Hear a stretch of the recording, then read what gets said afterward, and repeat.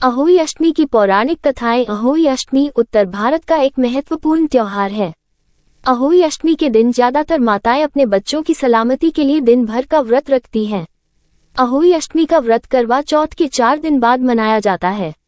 अहोई अष्टमी व्रत कथा। एक माँ और उसके 7 पुत्रों की कथा। एक बार की बात है, घने जंगल के पास स्थित एक गांव में एक दयालु और समर्पित महिला रहती थी।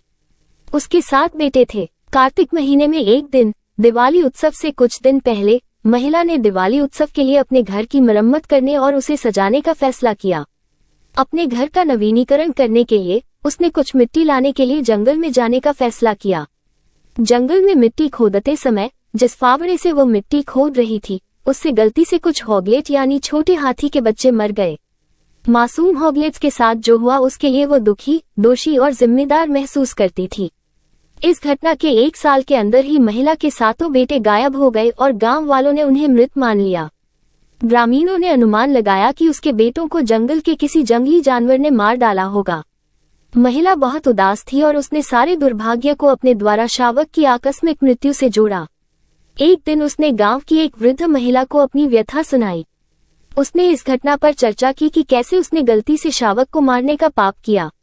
बुढ़िया ने महिला को सलाह दी कि अपने पाप के प्रायश्चित के रूप में उसे हॉगलेट का चेहरा बनाकर देवी अहोई भगवती, जो कि देवी पार्वती का अवतार है, की पूजा करनी चाहिए।